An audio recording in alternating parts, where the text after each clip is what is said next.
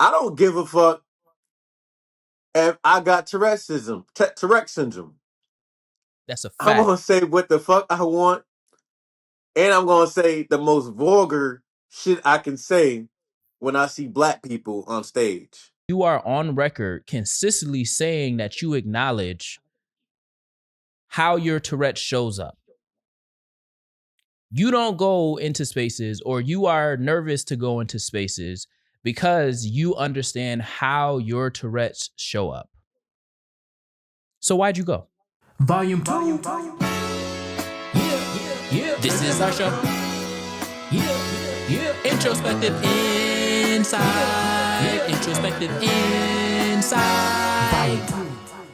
Peace, love, and all that good stuff. I am King Dev, that's Magic Gretzky, and this is Introspective Insight, the Black Wall Street podcast. And we back. Last week, last show, we was in person. I'm back in Jersey. Magic still in Rochester until he move eventually at some point. Who knows when that's gonna happen? But hey, they just lowered the rates for houses, so it's your time to buy one in Atlanta or wherever you going. You gotta wait a little bit. Gotta wait a little bit longer. Yeah, that's true.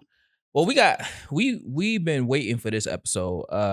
It's a lot that's been going on in the week that we haven't sat in front of the mics and started recording. But before we get into that, y'all already know we got to get into the word of the show and the quote of the show. The word of the show is caucasity, because there's been a lot of caucasity going on in this great month of Black history, or notable month of Black Last history. day right? too. Last day. Last day. It's been a lot of caucasity happening this month.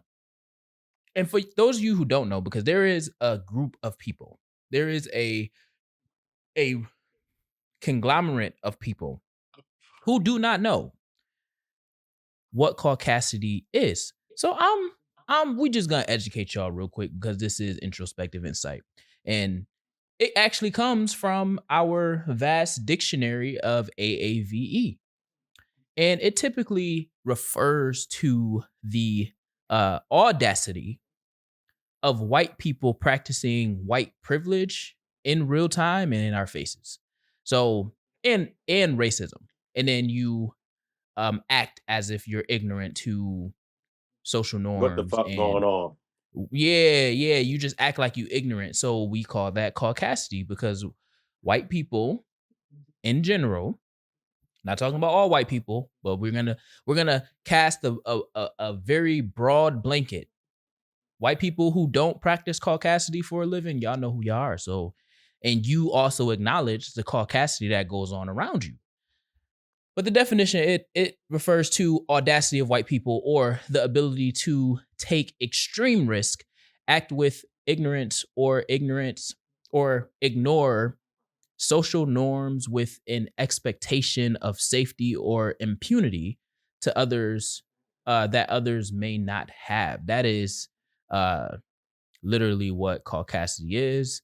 It is a combination of Caucasian and audacity, if you're too ignorant to catch the what is it called, compound word that we created at some point in time. So that is the word of the show. Now the quotes of the show.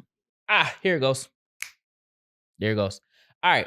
So the I'm gonna go with two quotes, because I think for what's heavy on my mind right now, on my introspection, what I've been kind of wrestling with all week, these two quotes really sum it up. And they're from Black people, Black authors. The first is Octavia E. Butler, who says, repressive societies always seemed to understand the danger of wrong ideas. I'll say it again. Repressive societies always seemed to understand the danger of wrong ideas. And then the next quote comes from N.K. Jemisin, who wrote The Stone Sky. And N.K. said, but for a society built on exploitation, there is no greater threat than having no one left to oppress. I'll say that one more time. I'll say that one more time for those in you in the back. Mm-hmm. But for a society built on exploitation, there is no greater threat than having no one left to oppress. N.K. Jemisin, the author of The Stone Sky. Bro, it's been a lot going on. It's been a lot of caucasity going on. And what is coming up in you as it pertains to either the word of the show or the quotes of the show? I think that's the first time we ever did two quotes. Say that one more time. It's delayed. No, no, no, no. What you just asked me? You said coming up in you. Yeah, what's brewing? What's brewing in you? This supposed to be a pause Nope. moment. Yeah, let's. Hey. Nah, man. Nah. Nah, You I acting don't play like that game. I don't you acting even. like Ocho Cinco right there. I don't play them games. But That's funny. to summer it up, Caucasians is gonna go Caucasian. That's a fact. They're gonna do what they want, when they want, how they want, and they're just gonna Caucasian. And I'm gonna just jump into it. Who cares that you? No, now let me not say that way. No, I am gonna say it that way. I don't give a fuck if I got Tourette syndrome.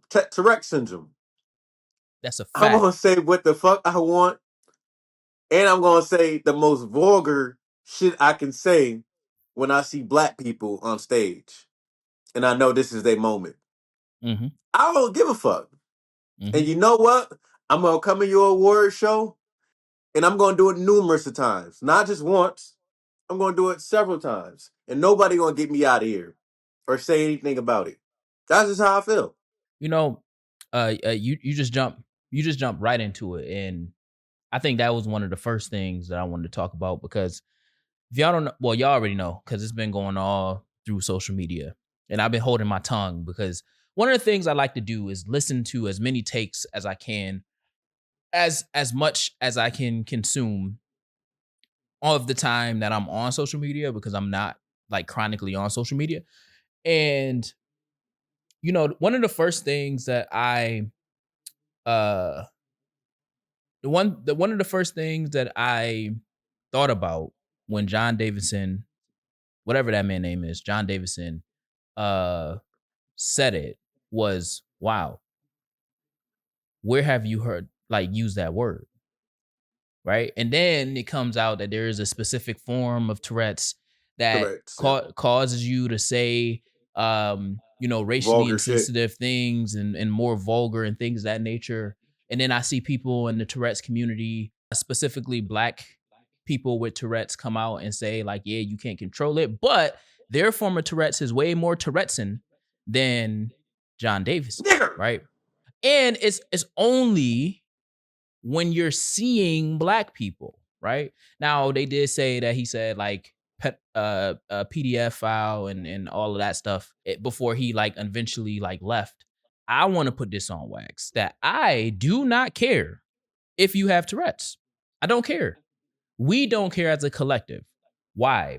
Because Tourette's doesn't minimize the impact, which most people have said, right? Minimize the impact of that word being used in that way when you are identifying people of African American descent in particular.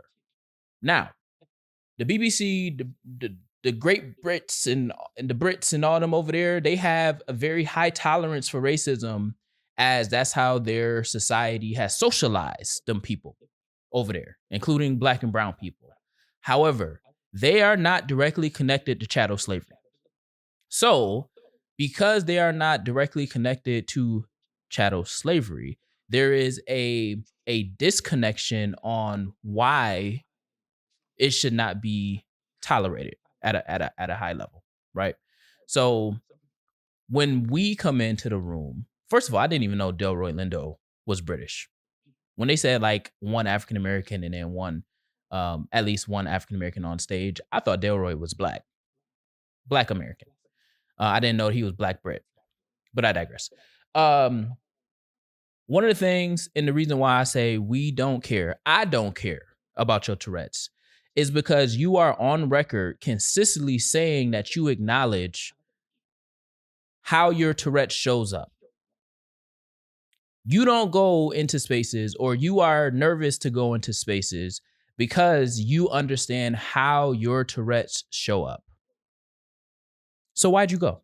It's similar to Good question. the Delroy Lindo the So Say It skit, right? So why'd you go? If you knew and know you have premeditation of how your Tourette's shows up, why did you go knowing that there will be Black people on that stage at some point in the night? You put yourself in that predicament for John Davison's side, because I got something for the BBC and BAFTA. I got words for them too. I don't care about your Tourette's. I'm a youth worker, and a lot of the times when you're in schools, they use IEPs in the same ways that they are using Tourette's and disability. Oh, well, they have this, so they couldn't have understood. Oh, well, they have that, but they couldn't have controlled themselves. BS. Ain't no way. Nope. We control our own behavior. Unless you are in a or identified as an individual with disabilities to which it affects your competencies, your faculties, and your ability to make decisions by yourself. Emotional disturbance as a classification or a disability is not something that can't be dealt with by the person who has been diagnosed with it. ADHD is not something that forces you to do things that are out of your control. Tourette's, while there is elements of Tourette's to which you can't control, what I experienced is there are particular part, at least with his Tourette's. Now, I'm not talking about other people's Tourette's, because you can put Tourette's on the spectrum in the same way that you can put autism on the spectrum. There are high functioning autistic people, and then they are low to no functioning autistic people. You can put them on a spectrum in terms of how it is that they engage with society. And even with people on the higher spectrum, there are ways to engage with them. I.e., I had a kid in camp, summer camp, that was more on the nonverbal, no touch side of the spectrum. And by the end of camp, in the way that we engaged him as young, I mean, like, we were still in high school young professionals, or we had just graduated high school young. By the end of camp, he was hugging us and telling us bye. In the beginning, he was nonverbal and he didn't want to be touched. By the end, he was semi-verbal. He was saying things to us, having small conversations with us, and he would hug us goodbye. That shows that there is room for improvement and growth, even in spite of your diagnoses, right? I am no psychologist. I am no psychologist or whoever gives the diagnoses and kind of identifies what you have and whatnot. However, I have been around people long enough to understand that your diagnoses does not exclude you from responsibility. I seen somebody say this on TikTok, because like I said, I like to listen to people and how they approach it. They said, if you know that your child is hypersensitive, has a disability that makes them hypersensitive to sound, would you take them to a concert? The answer is no, because you know that they will be highly Stimulated. It's overstimulated. There you go. Your sensory is all over the place. Overstimulated by the sound. Or if you had somebody that had sensory stimulation all over the place in terms of light, would you take them to a light show? No. Would you take somebody with epilepsy to a rave? No, because there are strobe lights involved. So we have to understand that it is our human duty to make sure that we are not putting ourselves in harm's way or allowing for other people to put themselves in harm's way, right? I know we do that with, if you're allergic to shellfish, you're gonna still eat shellfish because you like it. That's your prerogative, but you also are toying with your throat locking up or your eyes closing, your face swelling and all those things, right? Okay. So, in seeing what happened at the BAFTAs, I don't care about his apology. His apology wasn't an apology. And my hot take of that, I mean, I don't think that it's really a hot take, but my hot take of that was I think he did that on purpose. Call me an ableist if you want. I know I'm not an ableist, so have at it. I also think that that was further promotion for his movie because every time he was given the ability to apologize and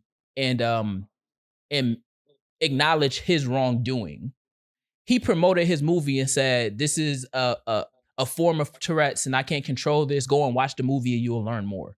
I don't care about your movie, and I seen somebody clip the movie, and the movie is trash. Not to mention, if anybody, everybody on that best support or the best leading actor, that man, I think is political. But that man who won, who is also the lead actor for that movie, he shouldn't have won that. That movie was trash, and I didn't even have to watch it to see that movie was trash. Timothy Chalamet, and I'm on record on this show saying Timothy Chalamet shouldn't have won any of those best actor, best lead Don't actor start. roles, but he should have won best actor over that man. That's a slap Don't in start. Timothy face. Don't start.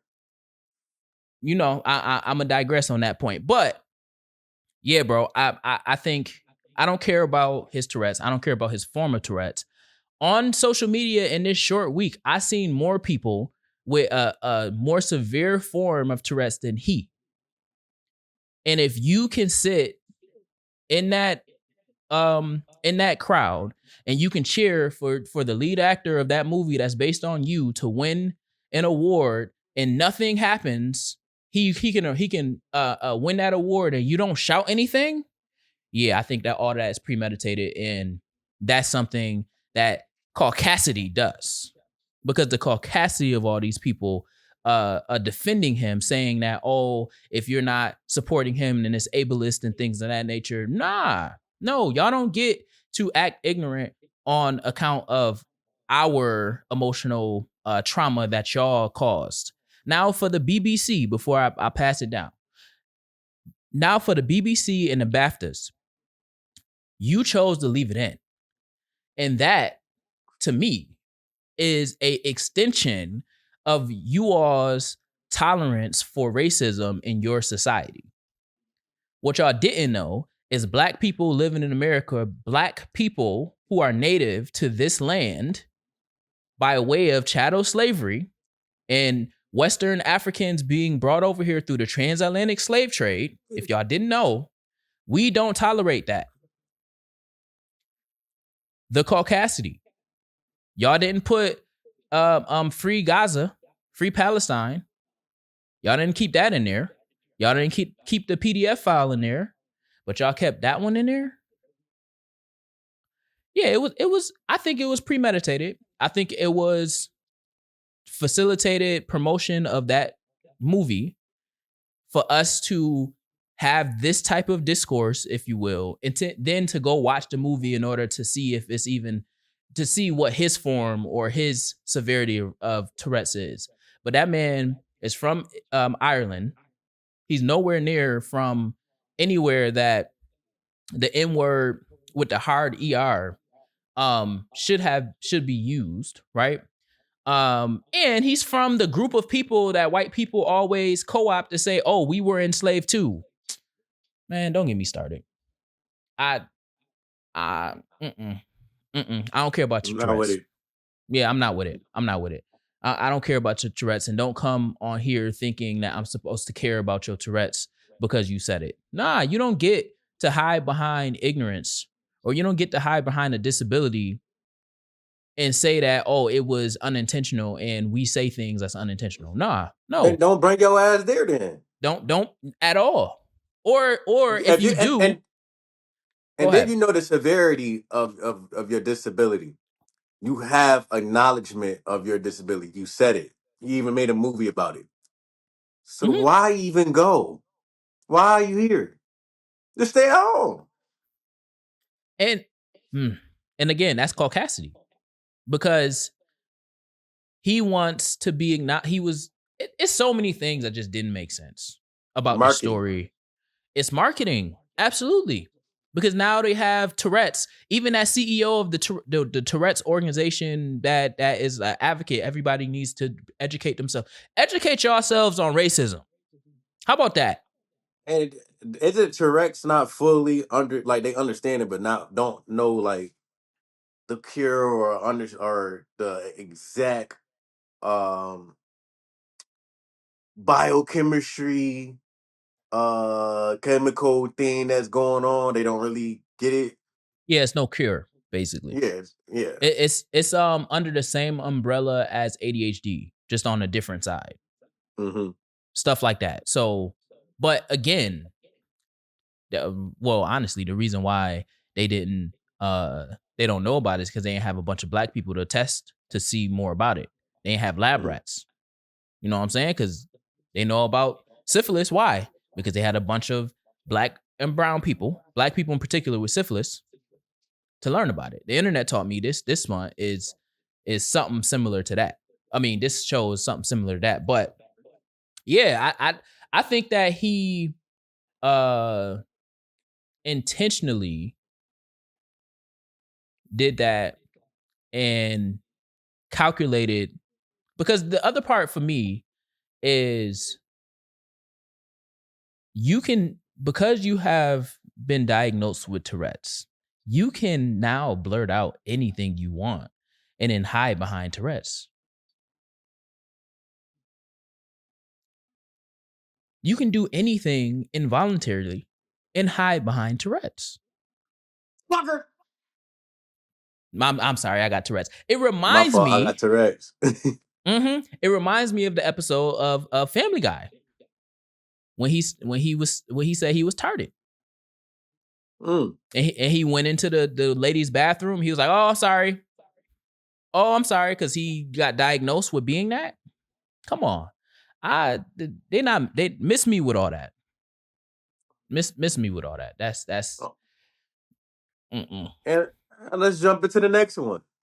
Your president, Donald Oh, that Trump. ain't my president was black. I ain't have no Lambo, but my president is black, and it's crazy because we just released a clip today around us talking about the very thing that happened at 2 a.m. this morning, 10 a.m. in Iran. Again, caucasity. So I watched the State of the Union. I watched the entire thing. Really? I watched the entire thing. Yeah, I try to watch the State of the Union every year. Just to see what the They talking about sitting presidents talk about or whatever. And you know, he talked about it, and it was more of a award show than it was giving the State of the Union, because the State of the Union is shambles. So if it had State of the Union and then it had like a status, it would say like in shambles.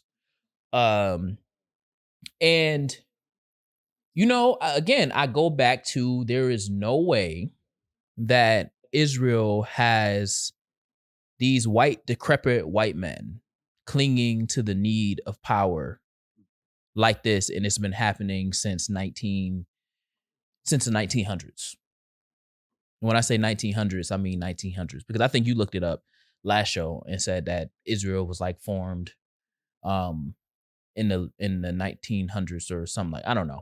Yeah, I think you looked it up or something along those lines. Now, I had a conversation with my cousin, uh Ocean. If y'all didn't know, that's actually our most viewed episode on YouTube right now. Go check it out. But I had a conversation with him And we went into a little debate because he was like, "Have you ever played Civilization?" I'm like, "Yeah." So he was like, "Well, if you were the strongest military in the world, wouldn't you push around your weight?" And I said, "No." Because I think that there is a level of morality, and he who he who wears the crown also bears the most responsibility. So we cannot say that we are the strongest military in the world and then abuse that power. Because the only reason why, and me and my cousin, we went into it on this because he thought I was changing the subject. But I asked him, why do you think we're the strongest military in the world? Magic, do you know Why why do I think we're we're the strongest military in the world? Because yeah. we not fun. We we fund majority of the world with weapons. So which leads to money, right? So we control Yeah, with lead the money. the Yeah. money. But then what about what's the second reason? It's two reasons. So money is definitely one reason. We control the wealth in the world. What's the second reason? Mm, say the question one more time. So we control, it's two reasons No, why no. we can say we're the strongest military in the world. Two reasons. The first mm, is wealth, Money. money. We control the money. So that's we have the ability to create wealth and military weaponry and stuff like that at will. The second reason is what? I would say allies power. Boom. Um, Boom. Yeah. So yeah, our allies have allowed us to place military bases everywhere. in their territory. Yeah. So strategically, we can hit any country at any point for any reason. Mm-hmm. No other country has nearly as much military bases that we have. And no other country, besides two, I think it's two, has any form of military bases on our mainland. So we don't have Great Britain, I don't think has a military base on our land. None of our allies for the most part. I think it's only two. I remember seeing this. Two have some form of paramilitary bases on US territory. Whereas the US has military bases everywhere. That was the whole thing about Greenland. Why would you take over Greenland and say it's for the protection of the US when you already have access, because Greenland is a part of NATO, because they are an extension of Denmark, and you already have a military base on Greenland, so you can still achieve military strategy while Greenland is owned by Denmark. Denmark. There is no host. The U.S. does not host foreign combat bases in the traditional sense. Exactly. Several allies they're here for training. There's no Exactly. real big. They're here for training, and when they go to training, they're like American bases, Air Force bases, and I see Air Force bases in Idaho and New Mexico and California. They just come here for training. There's no Boom. base. Boom. What? Boom. There you go.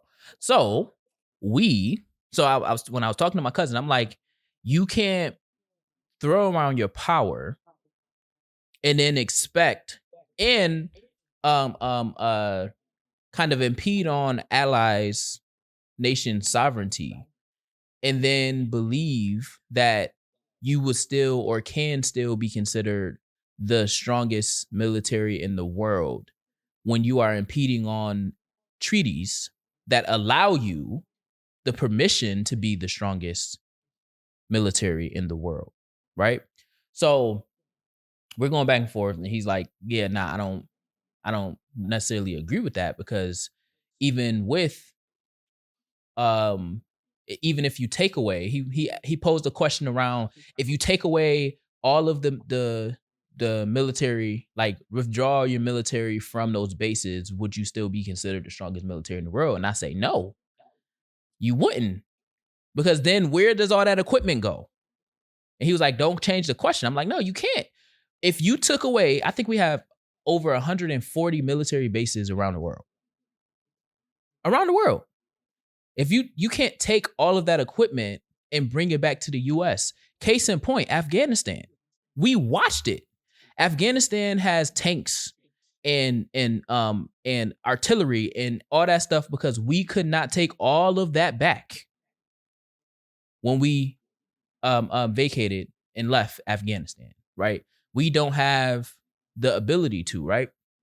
So I say all that to say these white, decrepit men running this country need to go.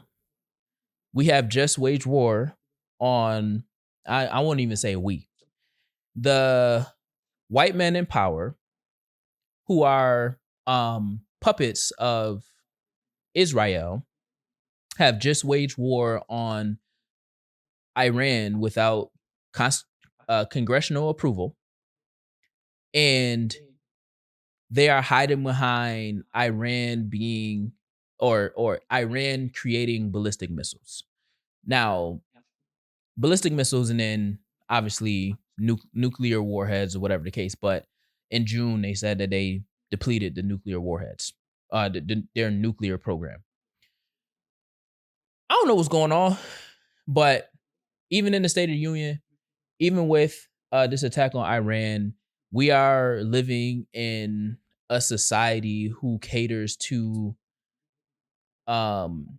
power and who are literally creating treason in real time in front of our faces by way of Israel. And I don't understand how. I do understand how, because we have these old decrepit white men who are allowing for the ultimate old decrepit white man to do these things. My one question, and maybe you can give me some introspection on this, Magic, is how is it that a small, puny country in the Middle East is committing so much damage when they can get wiped out by probably a fourth, not even a fourth, like a fourth of a percentage, a fourth of the 1% of our military? How is that possible? It's not possible. Mm. It's bullshit. There's more to it. It's always deeper than what we see. Mm-hmm. It's always deeper than what we see. I don't get it. I don't know what the fuck's going on. Y'all, we attacked Venezuela. What, last month, 2 months ago? Now we over here attacking June. them. Oh, no. That was 2 months. Yeah, that No, was what, November. I think it was November. no, whatever month that was. Now we Mm-hmm. over here attacking them, bro. We got too much shit going on in our own state, our own Mm-hmm. country. Worry Mm-hmm. about that shit. Worry about that. That's what I asked before. Why are we so concerned with other countries if nothing really going the fuck on? You know, I said this on Facebook. I don't know if I said it before our last show or within this week. I think it was before our last show, and I think I mentioned it on our last show. I don't consider, because this is also how me and my cousin got into the debate. I don't consider China a true enemy. And that's Nah, how that's how we that's how me and my cousin started to go into it, and that's why he asked me about if I play Civilization. And he started talking about geopolitical stuff, and it's just country versus country, whereas this is country and country versus country. And I don't believe that China is truly an enemy. The only reason why China is an enemy is because they support state sovereignty first. And we don't.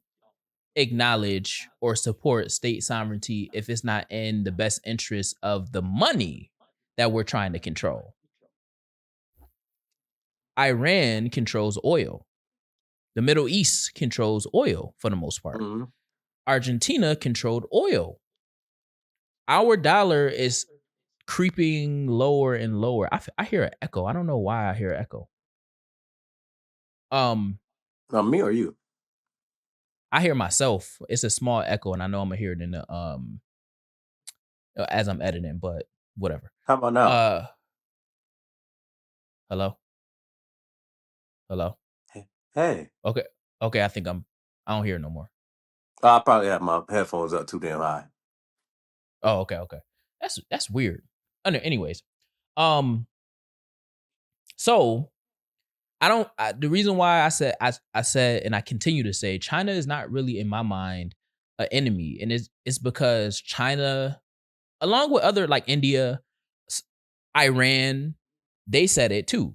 We will not strike you unless you strike us. It's similar to when we was in when we was in elementary school and we would see the fights and they'd be like, hit me, hit me, hit me. Because they knew that if they went back home and they told mom or dad or guardian, they hit me first. So I had to defend myself. China has said we will never strike first, but if you strike us, we will obliterate you. Iran said we will not strike first, but if you strike us, we will hit your military bases and we will retaliate. India, between India and Pakistan, we will not strike first because it is in our bylaws of the law, our policy that we cannot hit another country first. Other countries, they are literally they are literally focused on their own state sovereignty as a country. Whereas us, America, not America, the United States, White people, white men, and this is something that I was telling my cousin as well, white men don't care about anything but monopolizing money and controlling the power. It's so interesting because 250 years ago, they were running from the same corruption that they're doing now. And it's crazy. I think that because the people of the Islamic Republic, if you leave them alone, they will leave us alone. They're masking it as the people wants to be free, so we care about the Iranian people. I hate when people like play with my intelligence. Lindsey Graham, we talked about him last show. The clip that we that we dropped today was about Lindsey Graham, or sparked about Lindsey Graham. He said, he said that this attack is to free the Iranian people because they want their freedom and they pay for it. Who gives a fuck? I don't care about what the fuck going on in Iran. I don't give a fuck what's going on in Iraq. I don't give a fuck what's going on in only thing we should be worried about is who we trade with, who we send the money to, how are we gonna pay our debt back, if that's even if that even exists. Because I don't really think debt really exists. Like, how are you No. gonna get 5 trillion? Like, come on, I don't think that exists. But debt in your own fucking country and your business partners. Other than that, why am I worried about what the fuck anybody else doing? Unless let's say they is making a threat. All right, hey, I don't like y'all. And in a couple months, I'm gonna fuck y'all up. All right, now that's our business. Cause why you doing that? We was minding our business. We weren't even worried about y'all. You coming over here? Cause I don't hear motherfucking Australia. You don't hear shit about Australia. They be in their own world with them big Own old fucking spiders. world with the And Polynesian people. yeah, exactly. Not the sauce, the people. The people here with the pot, like they niggas just be minding their fucking business. Y'all going over here bothering other people, bothering. I mean, North Korea. y'all just keep speaking on our name.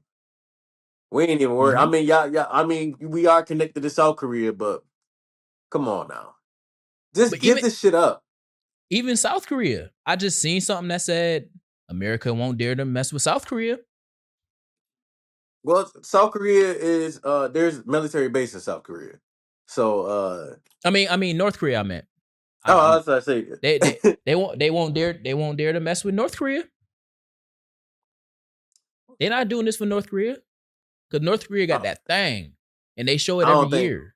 I don't think they really as strong as they believe they are. Well, Just well, because they well. isolate themselves so much. I think that they can do damage, and they're proximate to China. So war in North Korea Russia, is war next to China, and Russia, huh? Russia. What do you mean? I believe they have a partnership with Russia. Oh yeah, but Russia ain't doing nothing. They too busy dealing with Ukraine.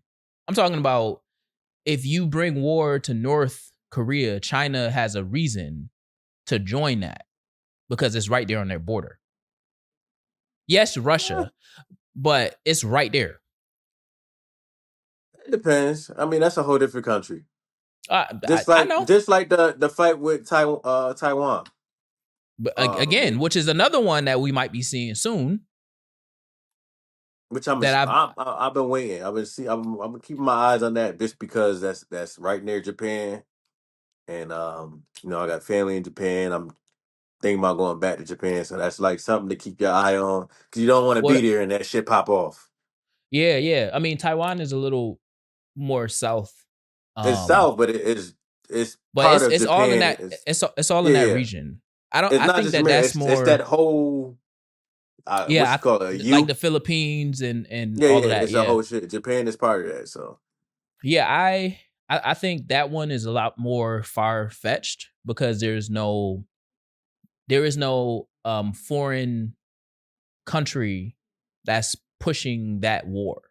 So Iran is being pushed by Israel because Israel thinks that the Middle East is theirs because it's God gave them that. So they're pushing it. They don't want the Iraq, the Afghanistan, Iran. They don't want none of them in the Middle East. the Middle East, it belongs to Africa. Oh, 100%. 100%. And then the last thing I'll say is crazy. Um, because we got some pop culture stuff to talk about. It's crazy that the Board of Peace just waged war on a sovereign nation.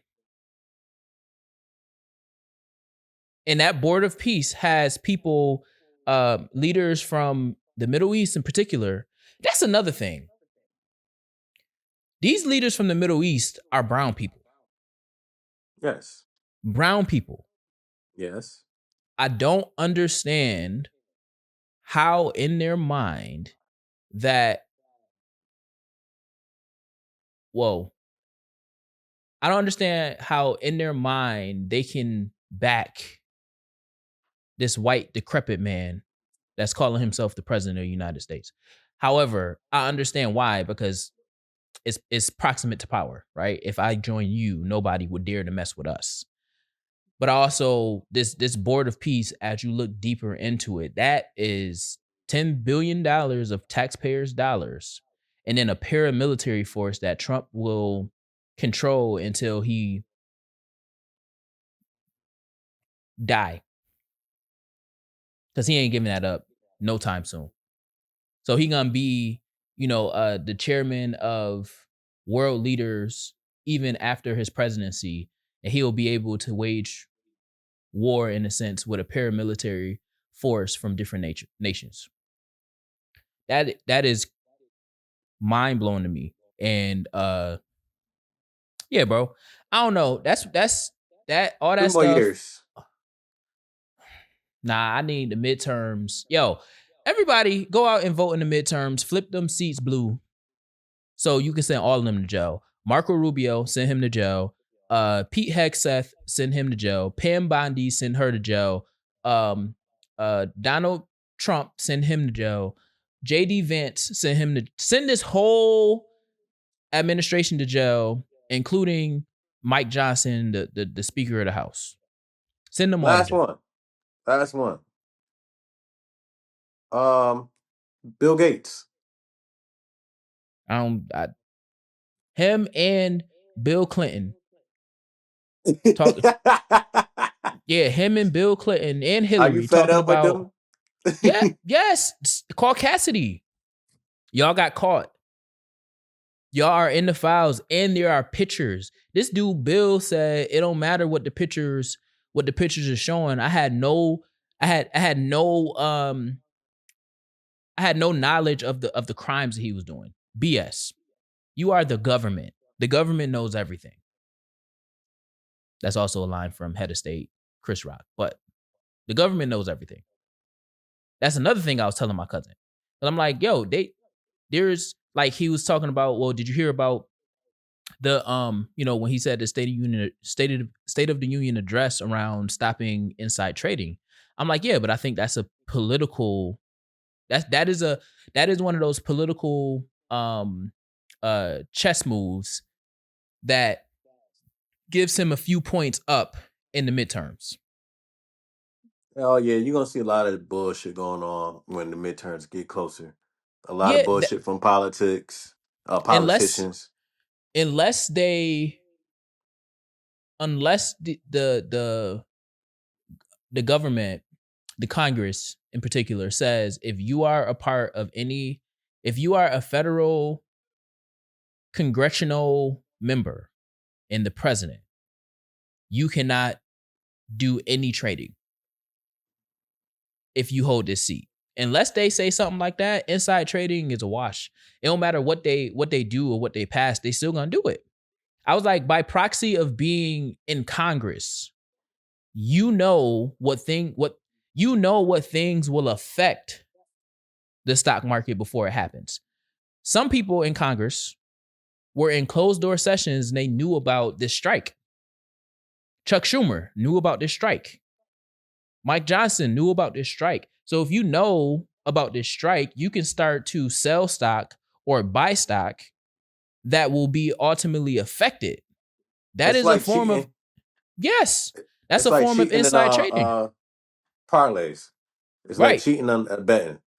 It's I know like, he's gonna be. I know he's gonna be out basketball, I know he's gonna say he's injured, or I know he's going to pass the ball on the last second of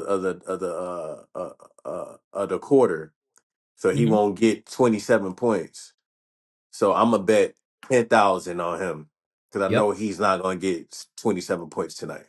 Yep. It's what a lot of these friends of NBA players, Michael Porter Jr., what they're getting, I think Michael Porter Jr., whatever that junior is, what they're getting in trouble with. They're telling their boys, this is what I'm gonna do in this quarter. So do a parlay on that.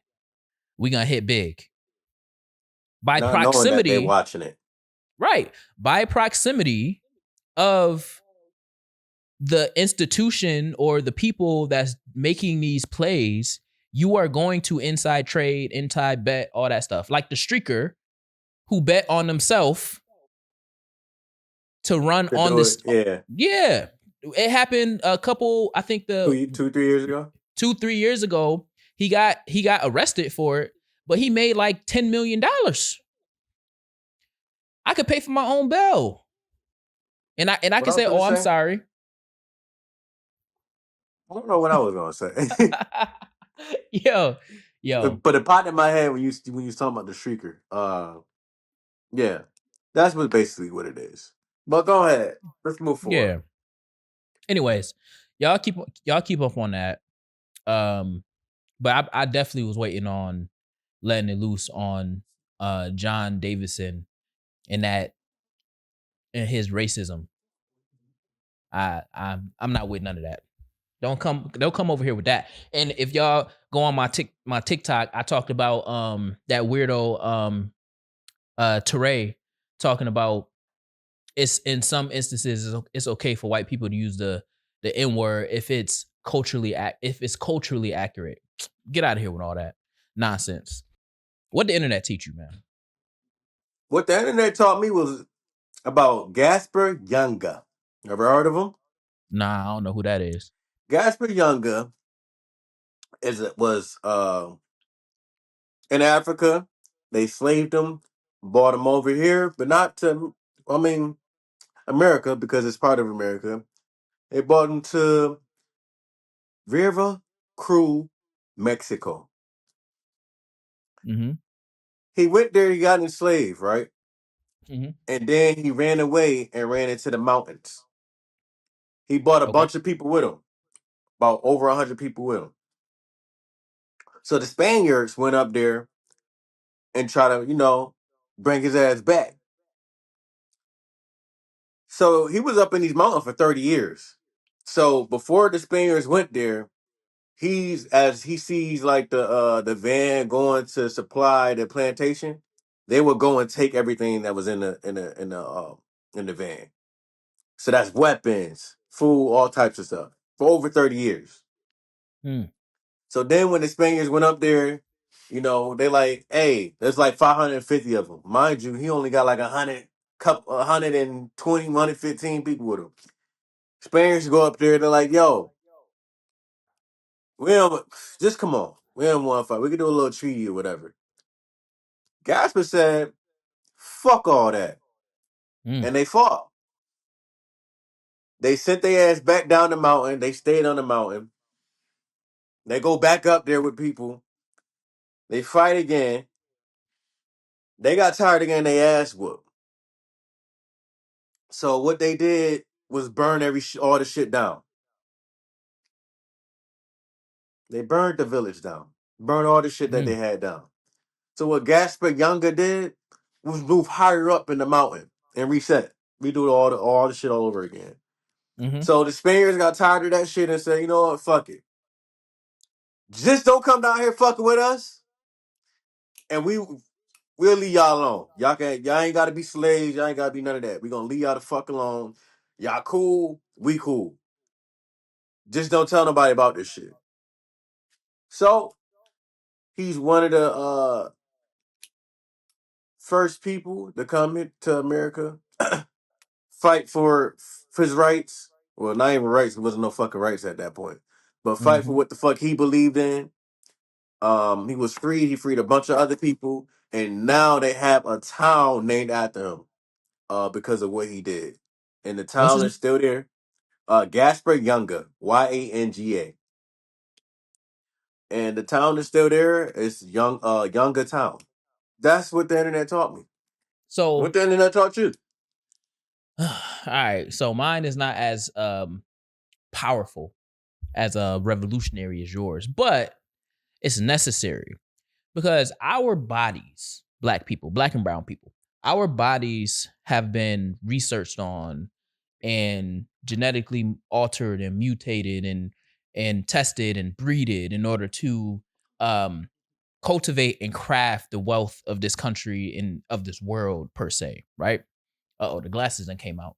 So Mm-hmm. the internet taught me that it is because of the women, the strong black and brown women of Puerto Rico, Mm. that women have birth control to this day. Mm.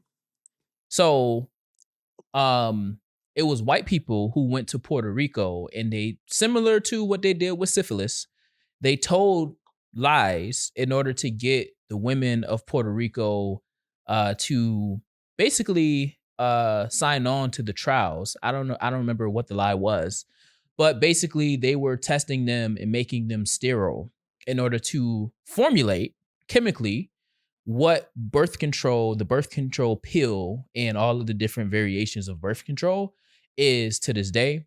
That came at the expense of the health of the women of Puerto Rico. And yeah, I learned that on the internet. And fun fact, it was a white woman who was speaking on a podcast to other white women who said that. And I was thinking that it was gonna be like another white woman on the set, like combating that, but they was all like, nah, that's speak that truth. And Mm. she was calling out white people to say like, nah, y'all got to be real in understanding and calling out what we did. And she was like, this don't mean that you have to be the white woman basically sent the message around, you can know the history and not feel white guilt for it, but you know the history in order to make sure and acknowledge what was the harm that was done to people by way of your people, which kind of goes to the John Davison situation as well. But yeah, white people manipulated the women of Puerto Rico in order to create what we know as birth control for women today. I want to just say one thing. Mm-hmm. I am not a woman at all. I'm not close to being a woman. Mm-hmm. I'm a strong black man. But one thing I am going to say on a serious note is birth control is terrible for the women body. Mm-hmm. Birth control is terrible for the woman body. It's bad for your hormones. It's bad for your mental. It's bad for your emotional state. Don't put drugs in your body if you absolutely do not have to. It changes your body and do things to your body that they do not tell you um, before you get it. And strangely, once you give birth, they always offer, do you want birth control? Very strange. Knowing what this uh, drug and chemicals can do to your body. Mm-hmm. It literally can destroy you. Mm-hmm. Please, if you can, stay away from birth control. And that's my TED talk for today. That was like a presidential ad. Okay, all right. Yeah, nah, I'm with you. And that's the internet taught me for me, and I was like, wow. And it felt even more crazy coming from a white woman and how passionate she was and telling And it need to be and more like her. oh, 100%. 100%. It is okay to acknowledge the harm that you caused throughout history because we don't want to replicate that harm. And the reality is black and brown women um in this country is not treated fairly in the medical system. At all. So, yeah. Uh but Magic said it the best. In terms of the chemicals and putting things in your body. Shoot, I don't even like writing and stuff on my skin, and that's the biggest organ we got. So, I don't even. I uh, shouldn't even be eating this. I shouldn't be eating this. hey, listen, brother, I was thinking the same thing, but we all got our vices. All right, we all got our vices. What Nipsey said. Um, we all got a bad habit. hmm He ain't say it like that, but he was talking about when I he get it. bought Yeah.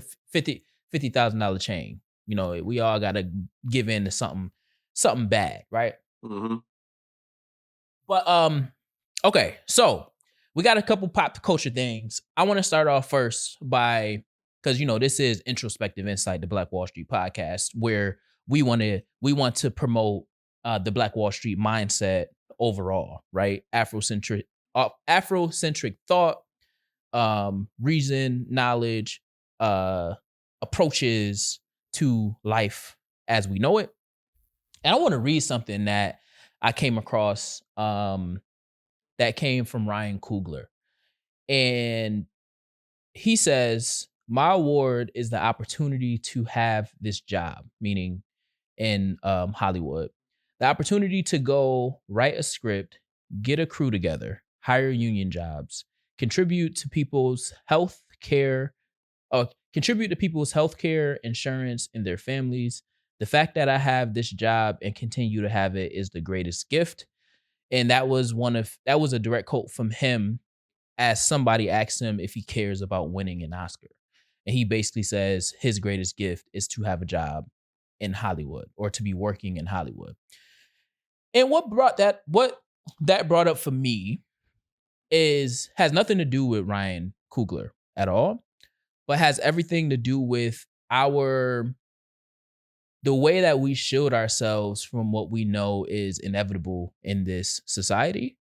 Meaning, we know these white people gone white people. We know that the caucasity is going to caucas. And we have historically, and what has been coined by um, Dr. Joy DeGroy or DeGrew, I never know how to say her last name, but Dr. Joy DeGroy is, or DeGrew is post traumatic slave syndrome, where a lot of the things that our ancestors learned in slavery to survive, we have modernized over time. And I feel that this response is a version of post traumatic slave syndrome, where instead of saying, no, I deserve that Oscar and I want to win that Oscar, we shield ourselves from the disappointment that we feel is inevitable, that the white power structure is going to do what the white power structure wants to do by saying, the greatest gift in this situation is being able to work in Hollywood. I think that that devalues our contribution to the culture of Hollywood. And I think that devalues our ability to continue to show up in these roles in Hollywood because authentically, because we just want the space to be in Hollywood. And that fight, if we get there, was hard enough. So asking for more, meaning being great in this space and then asking to be rewarded for the greatness in that space, is way more than what we should be asking for. We just good to be here. So the greatest gift is being able to hire people and be here, and that's good. I take problems with that because we should be able to take up space in any space and get rewarded for what we do and accomplish in that space. And Ryan Coogler is showing one of those aspects of, you know, I'm here and I'm grateful to be here because I could not be here. And I think for me, in his very humble nature, that is enough. If I do win it, cool. But if I don't, I'm still here. And it ain't nothing wrong with that. I just feel like that is a remnant of post traumatic slave syndrome. And we should be able to exist in the space and demand we be acknowledged for the greatness that we practice while in the space. I agree. I That's it. totally agree. I seen that, and I literally seen that right before you got on, and I took the screenshot, and I was like, "Nah, we gotta talk about that because, or acknowledge that that is a reality that we struggle with right now in real time." Now, would you call that being humble? Mm-hmm. Oh And do yeah, you have a problem with being too humble? that's funny because we were just talking about that with Cole. I don't think in this case, no. Um, I think that there's an element of being too humble at certain periods in time.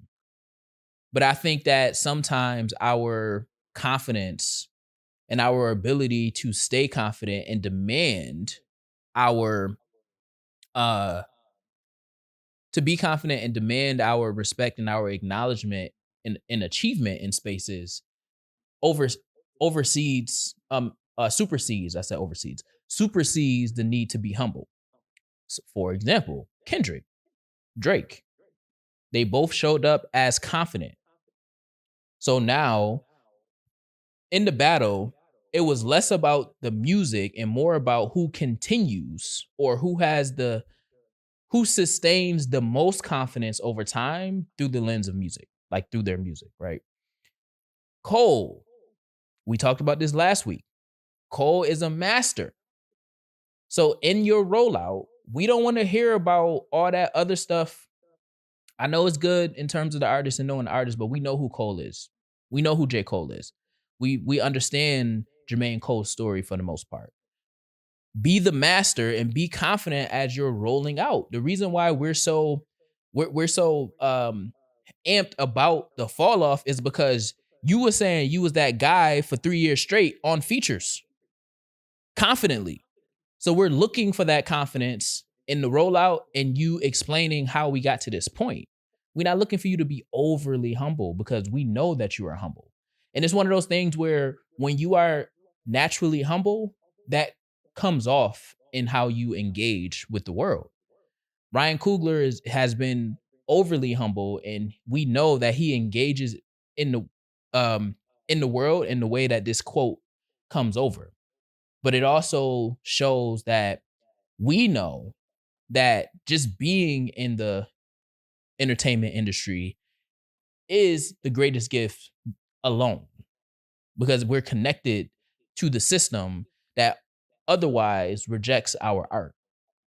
And in terms of Ryan Coogler, I mean, he done made over $100 million on every film that he's released for the most part. So, like, he knows that he actually has a pull similar to a um, Tarantino or Autumn legendary directors. But those legendary directors also demand, their accolades. So why can't Mm-hmm. we demand our accolades as well? So I don't think that there's a problem with being over humble, but I also think that there is benefit in being confident in your successes and your achievements. I know I'm good at what I do. Don't continue to tell me I'm good at what I do. Reward me. And that's also how, bringing it full circle, how we get underpaid, because we just want to be in a space. We don't demand to be paid our worth in jobs. So we take less so we can continue to be in a space, but we don't speak up or advocate for ourselves and negotiate our worth because we just want to be in the space. And at some point, as Black people, we have to acknowledge that we got to the space because of our humble nature, because of our confidence, because of our ability to achieve. So once we're in the space, we got to make sure that we're not underpaid and undervalued, but we're overpaid and overvalued consistently as year to year goes on. And that's how Ryan Coogler got Sinners created, because he didn't go into those studios being humble. He went into those studios saying, "This is what I've already done. So if you give me this for this original film, we're gonna continue this we're gonna continue this journey of success." And that's exactly what happened. Hmm. Okay. Okay. One thing I got in my notes is that I did my homework. Uh-huh. My homework was Baby King, Oh yeah, Melodic yeah, Blue. yeah, yeah, yeah, yeah, yeah, yeah. Yeah, you listening to Casino and then listen to Melodic Blue. Um, Okay, okay, okay. and I did my homework too, by the way. I going to have to disagree with you. Around what? Casino Blue is way better than Melodic. I'm a Casino Blue. Hmm. Casino is better than Melodic Blue, and I would put Interesting. probably I'll probably say two times better than Melodic Blue. Ah, you Um, bugging. I love the growth in Casino. I actually went back to Casino and played a couple songs. So whatever I rated it before, Did your rating boost it change? up 0.5. Yeah, give it up probably like 0.5. So you at Um, 7. 7. I'll say 6.5. You said I give you it a 7. 6.5. Yeah, yeah. Huh. I Huh. give it a 7. Huh. Um, definitely I was just listening to it yesterday, so I listened to both. Uh-huh. Ah. Yeah. Now Melodic Blue, I was like, yeah, nah, this ain't this is not what I expected. Couple good Interesting. songs, Interesting. but Casino is definitely better quality. What you got to say? Uh so that's funny. Because I'm Let me actually say one more thing. And I go do get ahead. it. I get why people like Melodic Blue. Definitely Uh-huh. get it. It was showcased in Casino, but it was at a higher quality, a way better, mature version of that, of what people looking for in Melodic Blue. I So agree. I understand. I agree. But yeah, go ahead. So I've listened to Casino probably uh 3, 4 more times since last show. And my final rating is 7.5. Okay. So it went up. Um, and the reason why is because, again, this might be something, a theory that we have constructed on the show. But Mm-hmm. again, that first listen is the most biased listen. And Mm-hmm. then as you listen to it more, you get to experience the art and the process and the mastery that is happening in the studio. And I text you sometime this week, and I was like, yeah, Good Flirt is like growing on me. Mm-hmm. And I was also thinking like, wow, her could have done that same Melanie on Good Flirt, and it would have Mm-hmm. sounded pretty much just as good. But the story behind Momo Boyd and her actually doing a completely separate form of music to come over and do traditional R&B on this track added a certain level of richness to the sound. Um, and then there are some bangers on the flow of I think artistically they put the track lists together very, very beautifully, where you're not getting too much of one sound, but then you're getting enough switch ups of flows and beats and or production and certain things like that. I feel like that 11, because I know the melodic blue was more than 11 tracks. I think it's like 14, somewhere around there. 14. Hell no. How much was it? Like 20 20? something. Oh, okay. I know it was super long. Um 22 or some shit like that. 26. yeah, Something like that. I know it's super long, but that 11, I think PG Lang in that 11 track formula is working. And I think also PG Lang has resurrected um the A&R focus of artist development. And then like your art is a reflection of you and your personality and how you roll it out. And to roll out this album, well, one, I think the Melodic Blue put Baby Keem in a specific stratosphere in terms of his fan base, which allows for them to do that. But I think Dave Free is a great strategic creative mind. I think Kendrick has learned a lot from Dave Free. TDE. And TDE. No, I know. TDE, Dave Free, that whole camp over there. Because I think PG Lang is an extension of all of the teachings of Top Dog and all of them, right? Yeah, 7.5. It's a great Huh? album. It's a good album. Um, and I think that it's underappreciated because it's coming from PG Lang in terms of like the people who are hip hop journalists in this space. I just seen Maul. Did you see the clip of Maul?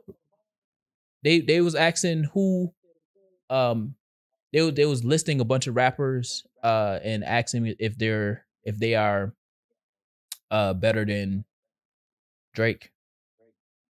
And the only one that he said is better than Not, Drake is Jay-Z. yeah, no. I don't. That's his buddy. I don't want to hear any bias. More takes. Horrible, horrible. But yeah, 7.5 Casino. It's a really good album. Really good album. Yeah, I like Casino. I really do like Casino. A really good album. And then even the concept, Casino, you betting on yourself, and he's talking about his life. Hmm. Hey, hey, and the subtle references to Casino, like the casino with the sounds and stuff. Hmm. Yeah, yeah. And I know that I liked it when I started to know the next beat and how it came in, and like I'm anticipating the lyrics and all that stuff. Yeah, I knew I liked it from there. So yeah. I also did my homework and What was the homework goal?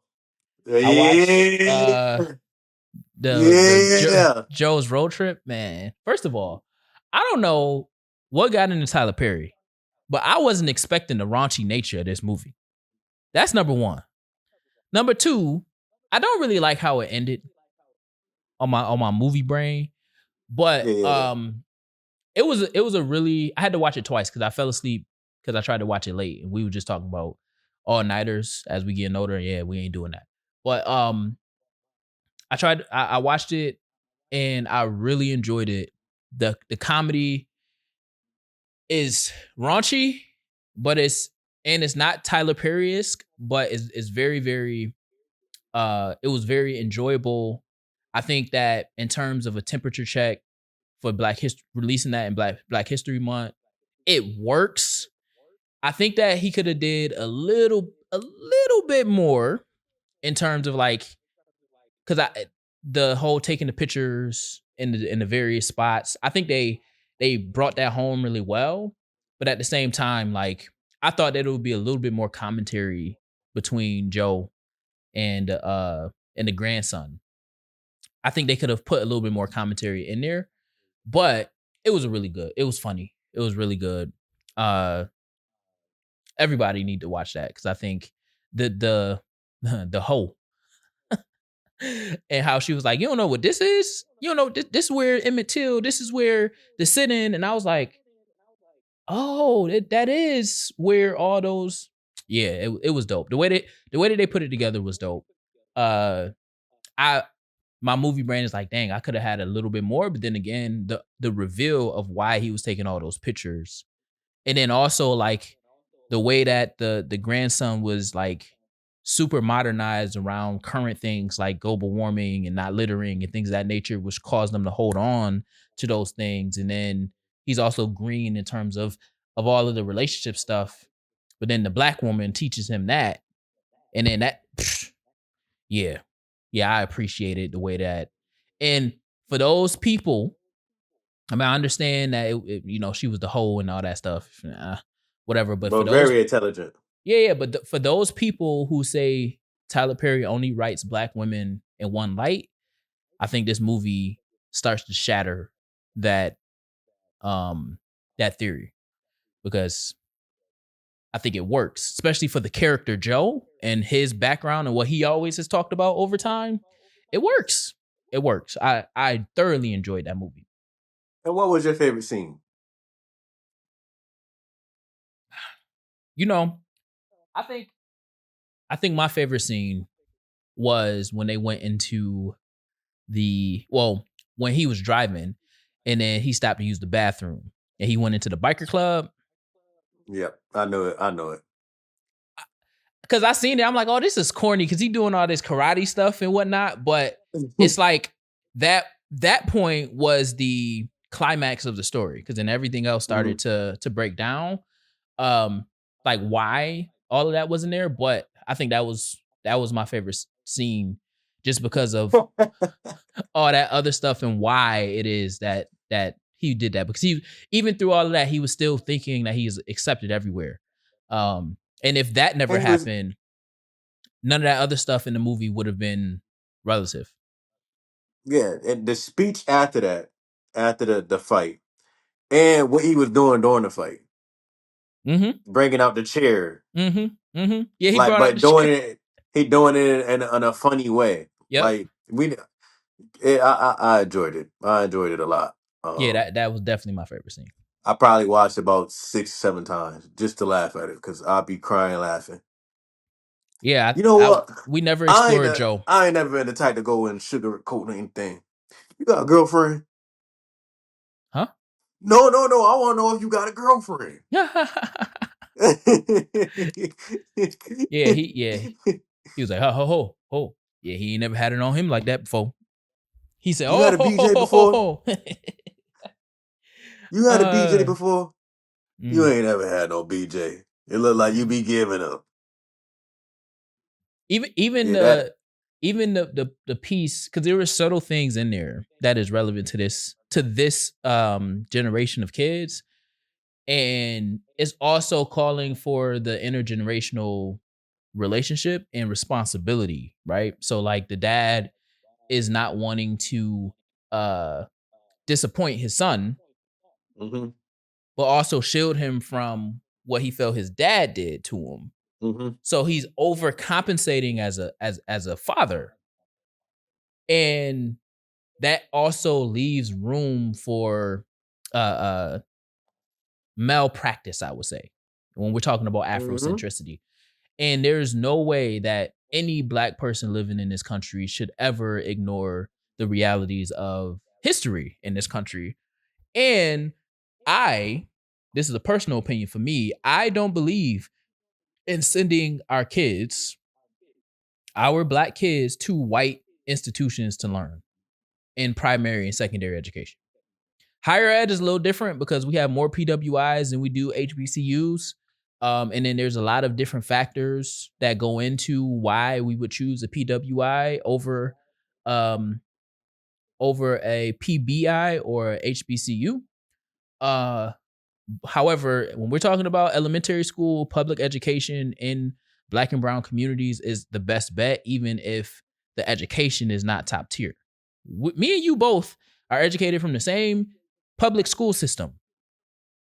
However, that just got us the high school diploma to say we understand how to do basic computations and we can comprehend basic uh, high school level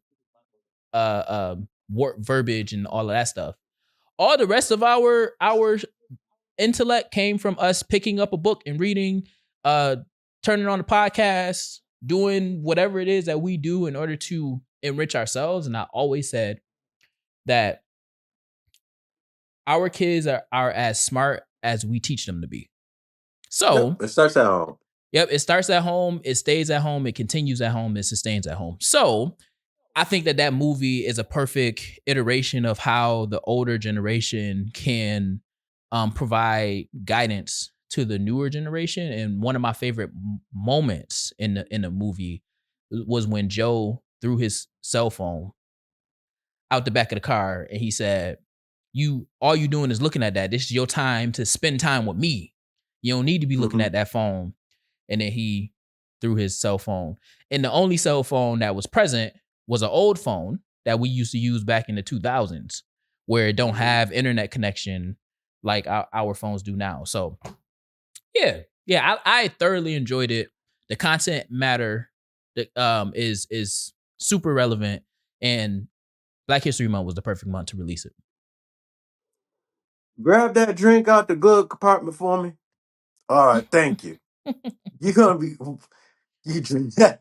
Why are you drinking and you driving? You know what he said? Why are you drinking? Because I'm driving. Mm-hmm. Yeah, Yeah, that yeah, was it a was good dope. that was a good It was movie. dope. It was dope. What else you got on your list? I'm gonna leave that for right before we close. Okay, so I mean, should we close to closing? I know that's So why I'm gonna leave it. okay, so one more thing, Joe Button podcast.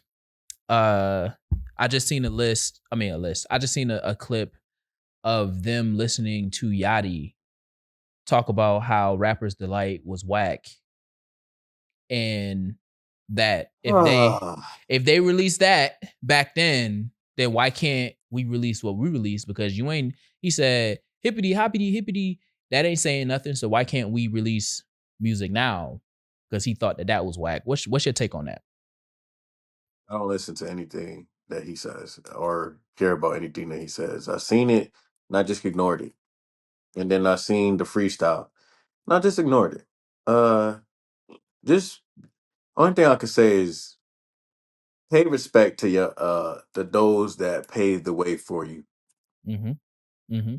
If you got this, that's it. Just be respectful for the people that make pave the way for you. And a lot of y'all not giving the respect to Lil B. A lot of y'all jumping from Mm. the 70s, 80s, and the 90s, and y'all forgot to go to 2010, 2009, and pay some respect to Lil B because he The is rap the god. pioneer. He's the pioneer of the rap or the things that a lot of y'all are doing or sound like. That's a fact. Um, a lot of y'all need to be paying respects to I don't know where it came from, but from a public standpoint or industry standpoint, Chief Keef. A lot of y'all need to be paying respect to Chief Keef. Y'all jumping to Jay Z and Nas and Wu Tang. Rest in peace, Power. Uh, Gone way too soon. Mm-hmm. Rest in peace, Power. But y'all jumping all the way there and y'all skipping Chief Keef. That's what. Start there and then work your way back. Like pay your respect there, then work your way back. Uh, to those and it's probably people that I'm missing that paid away for them, but still pay your respects to those that pay away for you. Um, especially you don't understand where hip hop started from, came from, and where what the fuck hip hop been going through. And one more thing, pay your Mhm. respects to even fucking Uncle Luke. That pair that shit, that bottom shit at the side, the bottom of a fucking cover or artwork is because of him. Mhm. Um, I don't think he got a lot of shine for Hip Hop 50 a year or 2 years ago, and he should because of what he done. Parental Um, advisory. Um, parental advisory, yeah. yeah. Um, and Ex- going to bat against the government yep. for that shit. Yep. Yep. Um, He's the there's a reason. lot of others I can name. Too short. Mhm. Little John. Definitely that Memphis sound, that crunch sound, that 3 6 Mafia, Gangsta Boo sound. 3-6 Uh, Mafia. yeah, yeah. There's a lot of people I can go on the name, but I ain't really paying Yachty no fucking attention at all. Like, I'm not listening to what he got to say. I'm not reading what the fuck he got to say about hip hop. Just do what you gotta do, or do what you whatever. I seen him with the Rip Hamilton face mask on the freestyle. I'm all right, man. I didn't see no freestyle. I don't want to hear Yachty freestyle. Yeah, there's a freestyle. So that came out, and then like a couple hours later, a freestyle, or an hour later, that freestyle Oh, came out. yeah. I don't. Nothing against Yachty though. I think Yachty cool. I like some of I his liked his songs. podcast. I liked his podcast. I like his songwriting because he write for others. Mhm. Um, but just be respectful for those who paid the way for you. 100%. 100%. I agree. I agree. Yeah, That's it. I don't even got to say because yeah, you don't even know what the real story behind Rappers Delight and how it was stolen. yeah. So, you know what I'm saying? That they went across Or Hank. simply what they went through for you to even get money or be in this space.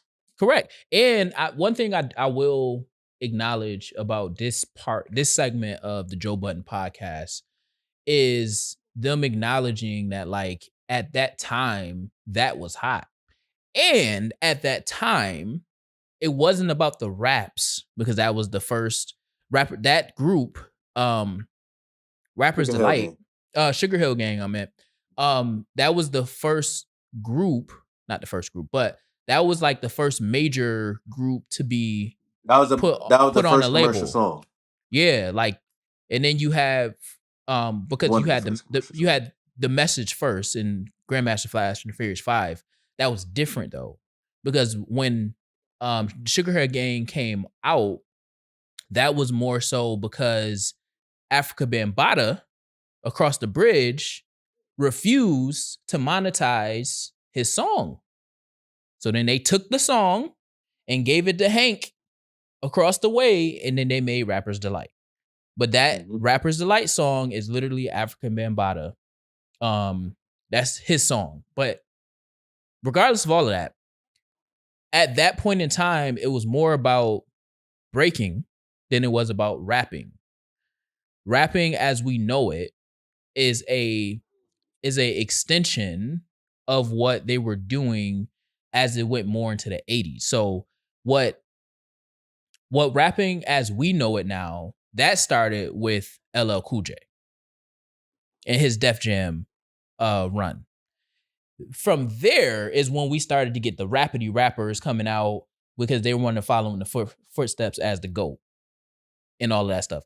Rapping before LL was more like that. It was telling the stories of of what's going on in the hood and the community and all that stuff, but it was more centric around the dancing, extending the beat, extending the break, and all that stuff. That's why you have these are the breaks. Give it up, give it up, give it up. Dun dun dun dun dun. So that's why you got long beat breaks in between because you got the B girls and the B boys dancing during the parties and stuff. So regardless, I appreciate the Joe Button But podcast to add bringing one that to thing in light. that, you do have Run DMC that was out before LL Cool J and a couple other people. Yeah, but they wasn't rappity rapping though. LL was rappity rapping. What's rapidy rap rapping? Run DMC. Run DMC was like the merging of sounds. They was the first to start to merge sounds and stuff like that. I think LL was the one to come out and like a lot of what people did after L was in the attempt to match what he's doing in terms of on the mic lyrically. When you have Run DMC and all them, that's less about the lyrics because you think about it. I mean, Run DMC, would you put any of them on the list of the best lyricists of all time? On a list of the best lyricists of all time. Mm-hmm. And Um, higher than LL? Not higher than LL, no. Yeah, so But then you I'm got, because when did Rakim come out? you're gonna have Rakim. I think it was around that time too. Let me see. Yeah, Rakim, Big Daddy Because you'll Kane. have but like Rakim. Let me see. Hold on, wait. I don't want to. You still got Kumo D. You still got Curtis Blow. You Mm-hmm. still got Mm-hmm. this is 87. before 87 is 87. Oh, when so they he did Paid in Full. 2 years after LL. You still got there was a couple people Oh before yeah. LL with that style. Yeah. No. And I'm not saying that they're not. I'm saying that LL revolutionized the game, obviously. First artist on Def Jam, and it was a Yeah. different sound and all of that stuff, right? Because LL didn't sound like Curtis Blow, and he didn't sound like all of them from that late Yeah, he was 70s. 17. Yeah, right. 16, some shit Right. like And that. and it was a youth sport. It still is a youth sport to this. I mean, this year, No, the last couple no, no, years, no.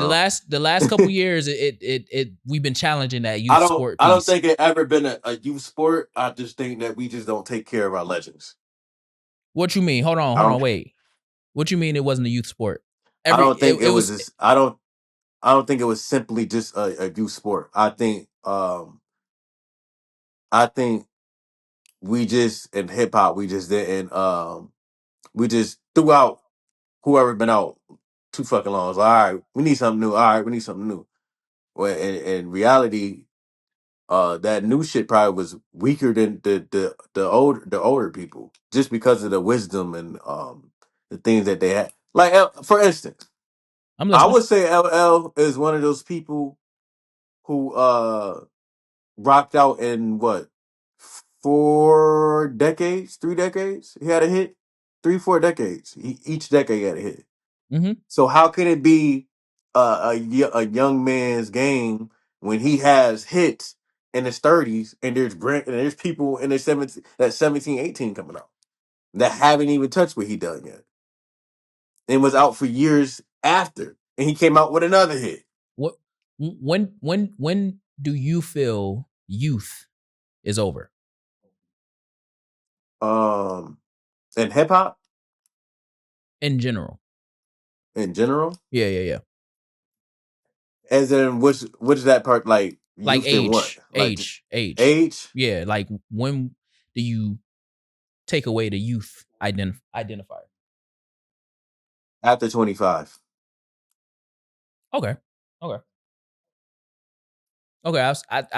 I'm at the same time, 25, Yeah, 26. You 25, 26. Yeah, okay. Yeah, I mean, max 27. yeah, and I would say that part of your youth is like where I'm saying it's a youth sport. Um, because I mean, at that point, all you have to focus on is your music. As you get deeper into your 30s, you get like the J. Cole. The J. Cole was in the Kendricks, in the And the Jay LL Cool Z's, and J's. the LLs, to where like I can still make music and I can still rap, but that's not what my total focus is now. That's what when I say that's a youth sport, You saying like that's what that's I'm this the only shit they got worried about. yeah, Like when yeah. when a motherfucker be like, man, life so man, these bills. And they be Yeah. fucking 18. Nigga, all you gotta Correct. worry about is well 17, 16. Yep. All you gotta worry about is your goddamn phone bill. And that's Yep. after you paying that. Yep. Because the innovation, you can be more innovative when all you worrying about is the music and Yeah. chasing the music. But once you get into your 30s, you got other things that you got to do. And it takes away from your ability to kind of create. At the free form create, like you would if you were in your early 20s, early to mid 20s. But yeah, that's it. That's it. I think that these rappers got to do their research um on how we got to this point. Because I think a lot of this new sound is also kind of taken away from our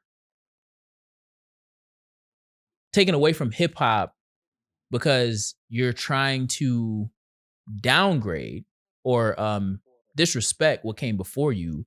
Whereas what came before you, similar to like you said, Lil B, people don't know about that. He had a run in hip hop. He had a run in hip hop.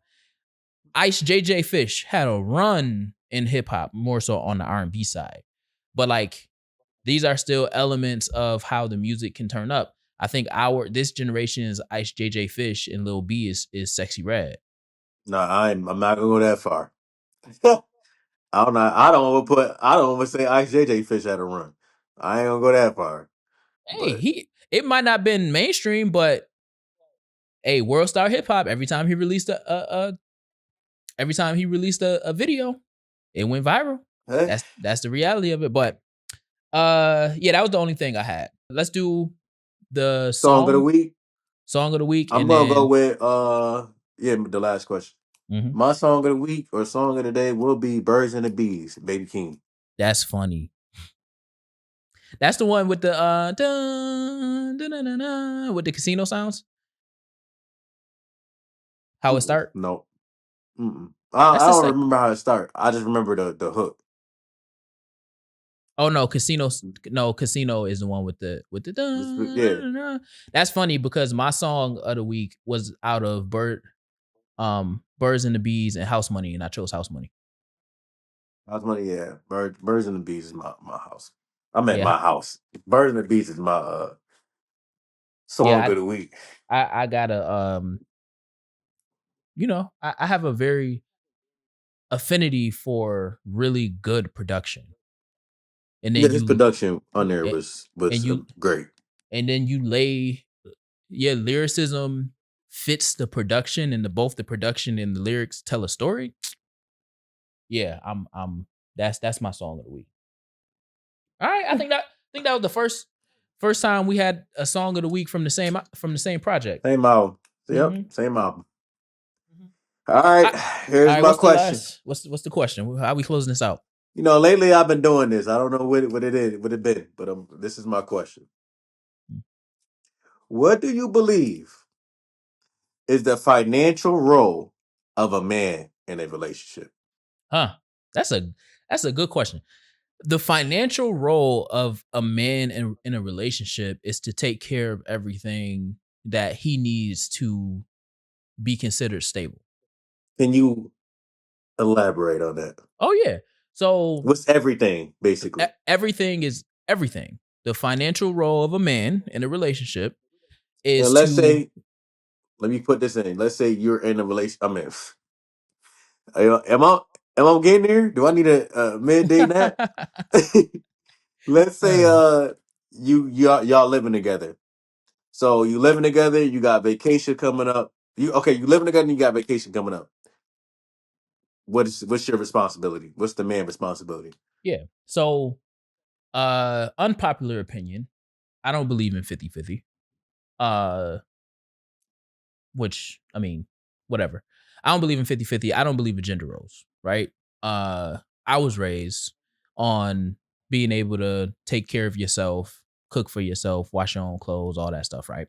Um, or at least know how so you never have to depend on anybody else to do so. In a So relationship or in general? in a relationship and in general.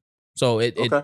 it interchangeable because both can happen, right? Two Hmm. things can be true.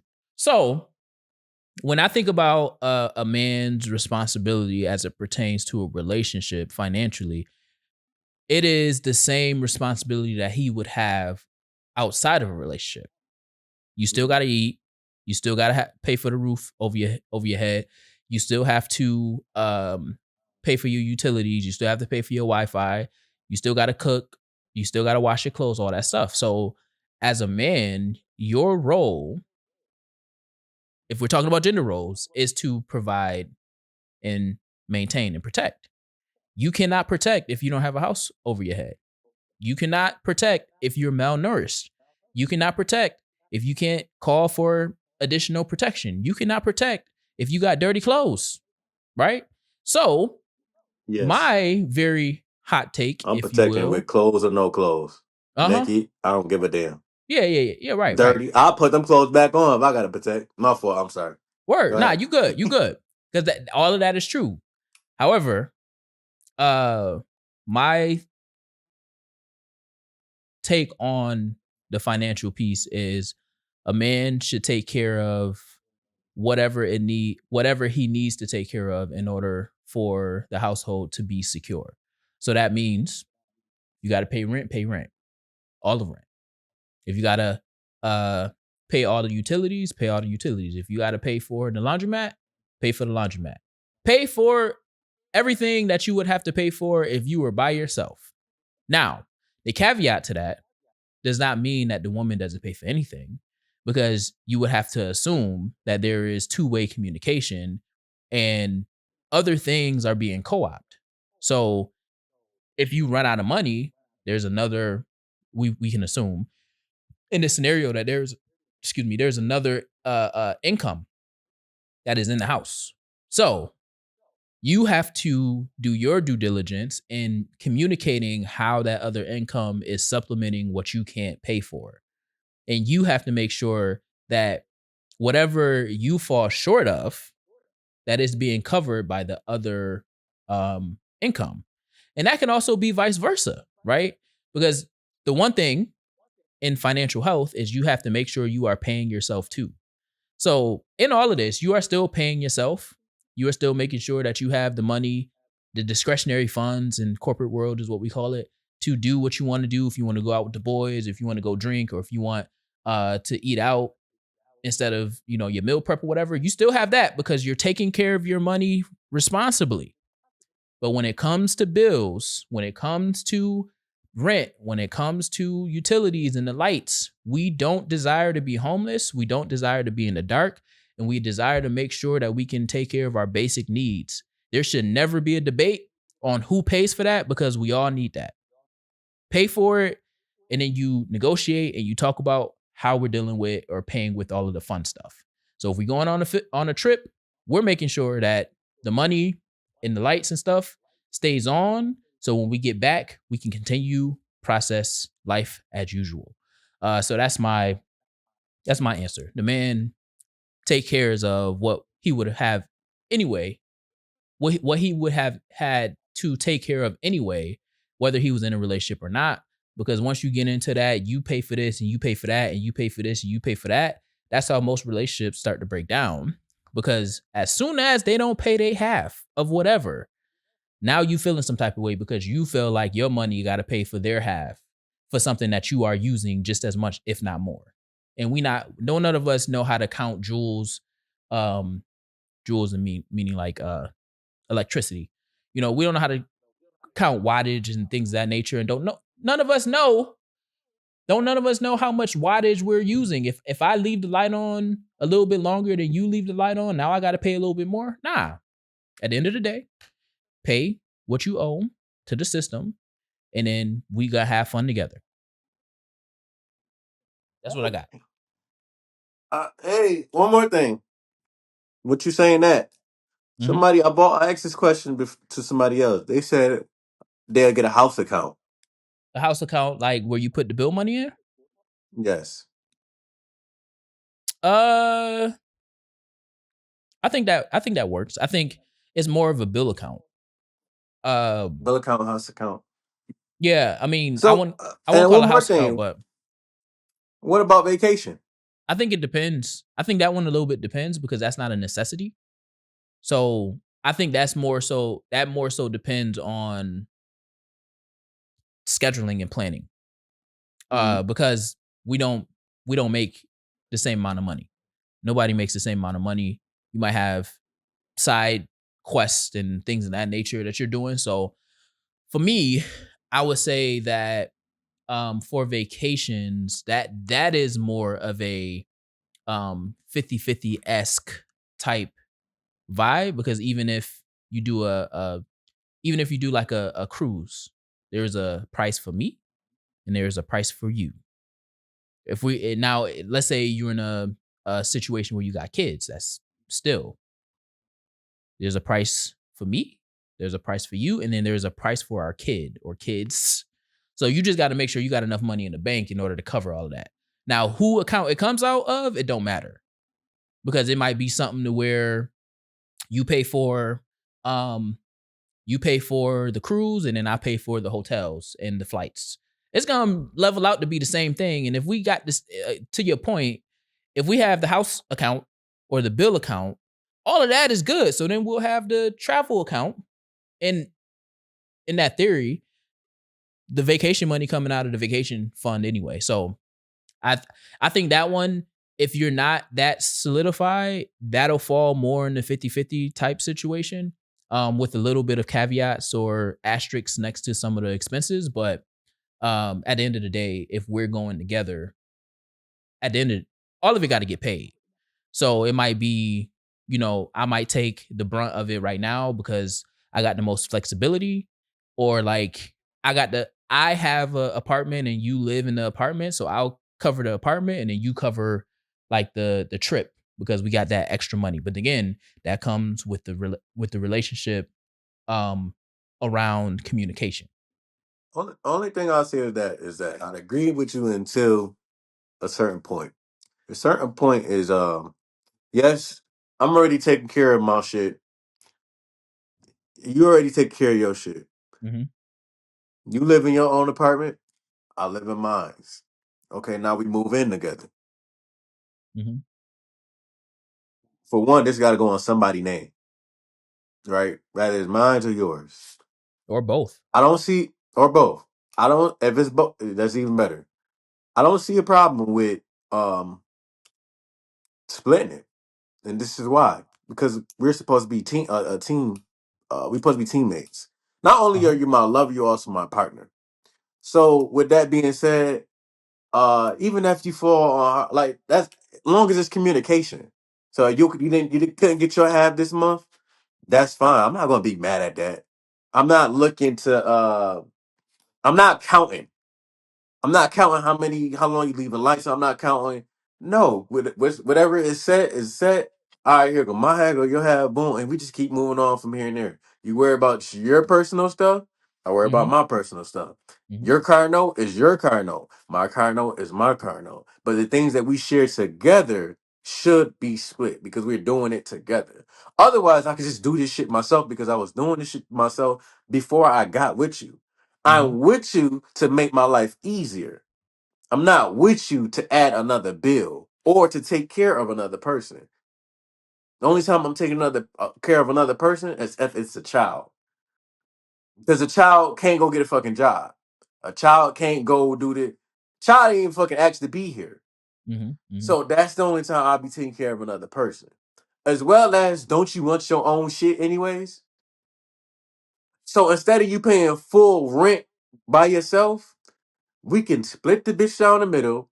Now I'm saving money and you're saving money. So Mhm. the Mhm. amount of money you would have had being by yourself, you can now save a lot of that because we're splitting some of it.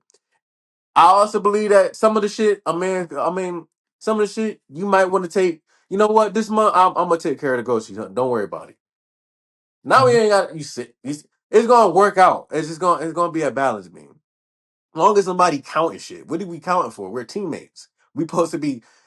I shoot the three. All right, now you play defense. All right, you shoot the three, and okay, I play defense. It's gonna be a balance beam. And Mhm. sometimes it's Mhm. not gonna be 50-50. It may be 60-20, 80-20. It might be 60-40. All in all, I don't give a fuck about none of that as long as we working together. As long as that fucking wheel is still fucking moving, that's all I care about.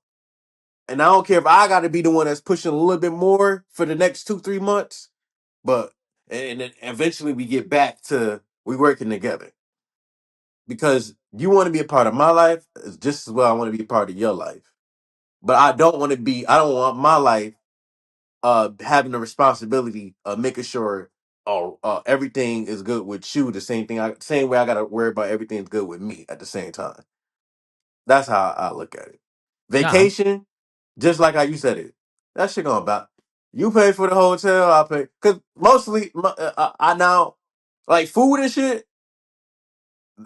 I mostly men buy that anyway. So if you pay for the hotel, you ain't got to worry about the food anyways. Mm-hmm. Food or a fucking plane. So you just pay for the hotel, a place for us to stay or whatever. And any other extra shit we do, we do. Facts. And then Facts. it might be times where I don't want you to pay for anything. I just want to, you know what? Let's just go do it on me. We do it all on me. You ain't got to worry about nothing. Mm-hmm. Mm-hmm. Because one thing I hate, another thing, if we on a goddamn date, I know you expecting me to pay, but at Mm-hmm. least act like you gonna pay. That's the least you can do. At least act like you gonna pay. At least act like you going in your purse when that you looking at the receipt. You going in your purse and you act just elite. Mm. Let me say don't worry about it. I Mm. got it. I never thought about that. Huh. Don't worry about it. I got it. At Mm. least don't just sit there. Receipt come and you just staring at me, acting like you finished your food. Act. Mm. At least act like you gonna help or you gonna pay. Don't something. It's okay to uh what's the word I'm looking for? To gift your guy, your man. It's okay to pay for dates for your man. Mm. There's nothing wrong with that. Even though you might not have to pay for a goddamn date anyways, but still there's nothing wrong with that. Maybe a couple times out the year, you like, no, for real, don't worry about it. I'll pay for it. Don't worry about it. I'll do it. We want that shit too. Huh. There's nothing. It doesn't make you less of a man that want to be desired too, or want to be gifted, That's a want to good point. be I don't know. I'm lost for words right now, but yeah, it doesn't make you less of a man because at the end of the day, I'm still gonna be there for you, just like you be there for me. I'm just Mm. saying, Mm. That's a and good you're more point. than likely don't have to pay that. Just act like it. Just okay. You gonna leave now? This that icing on the cake. How much you want to put on the tip? Right when you say that, oh, don't worry about it. Don't worry about it. I got it. Don't worry about it. I got it. That's the icing on the cake. That make me like, okay, you really want to pay, or I pay the bill, you pay for the tip. Come on, man. Come on. We gotta work Um, together. I ain't Stop gonna. the one you ships. Yeah. I don't got nothing. That's a good point. That's a good point. I will say. I mean, mm, I don't always got the tip, so people know me. My people know me. You got to do some immaculate service for me to tip. Hey, I that's don't Dev, care. y'all. I tip. Yeah. Everybody know Dev. If you know Dev, you know you got to do some immaculate service for me to tip. Because you got to work for my money. I didn't tell you to work here. Similar, going back to the John Davidson as we wrap this up. Ain't nobody tell you to go into that room. So you expect us Mm. to feel sympathy for you doing something that you know you ain't had no business doing. I know everybody got to make their money, but a lot of these servers, they either high school, college, or this is their second job. You chose to be there. It was a choice. It was a decision. So if you're choosing to be there, you know you got to work a little bit more over the top in order to get that tip. I'm not just gonna tip you because you making $2 an hour or whatever. Mm-mm. Mm-mm. That's my other hot take. The internet probably gonna eat me up. I don't care. I don't care. I don't care. Yeah, that's my question for today. All right. Well, uh, yeah, that was great show. Another good show. I'll be at South by Southwest in 2 weeks. Yeah. Nah, we'll see y'all on the next one. Y'all already know. I'm I'm Dev, King Dev Bridges. That's Magic Gretzky. And y'all already Indeed. know. Bring another set of ears for next week's show because this is Introspective Insight, the Black Wall Street podcast. And we out. See you soon. next week. Introspective Insight. Introspective Insight.